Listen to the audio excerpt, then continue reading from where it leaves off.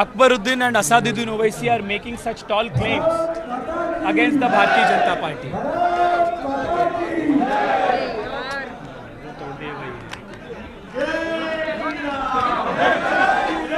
Laughable that Akbaruddin and Asaduddin Owaisi are speaking about development. They did not let metro come inside old Hyderabad. They have not let any development come inside old Hyderabad. They have not let new infrastructure projects come inside old Hyderabad. The only thing that they have allowed inside old Hyderabad is Rohingya Muslims. So they have no right to speak about development. The party which says give us 15 minutes and we will show Hindus their place has no right to lecture the BJP on secular values and constitutional values. Every single vote to OIC is a vote against India and everything that India stands for. You have called him Jinnah. You have compared him as a new Jinnah. Why this comparison with Jinnah? He speaks the language of rabid Islamism and separatism and extremism, which Muhammad Ali Jinnah was also speaking. Which is why every single vigilant Bharatiya must stand up and fight against this divisive menace, communal politics of OIC brothers. State government says there has been no help from the centre when the floods happened in Hyderabad and other issues. How do you counter that?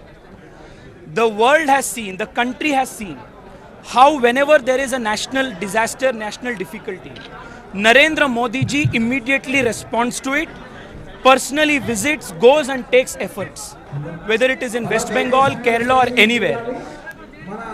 In Telangana, unfortunately, KCR never comes out of his farmhouse.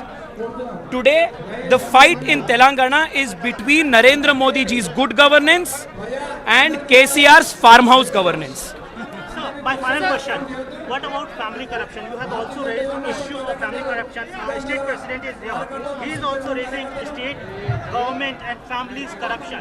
Why you have not launched investigation? If there is corruption, why your agency, your government is in power in center? Why you are not launching a corruption? According to rules, according to law, there is going to be action taken against every single corrupt person in the country. Not just one family or not just one politician. Be rest assured of that. People of Telangana, like people across the country, have decided they must put a full stop, a permanent full stop to family politics. And this is the beginning of the end of KCR family rule in Telangana. The municipal corporation elections in Hyderabad is only the sample.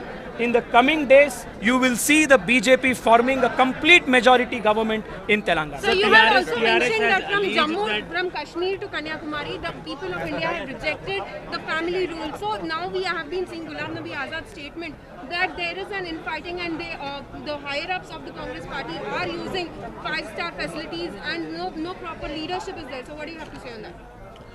Congress is a failed institution. Congress has no more relevance in India's politics. I don't want to waste my time speaking on an irrelevant party.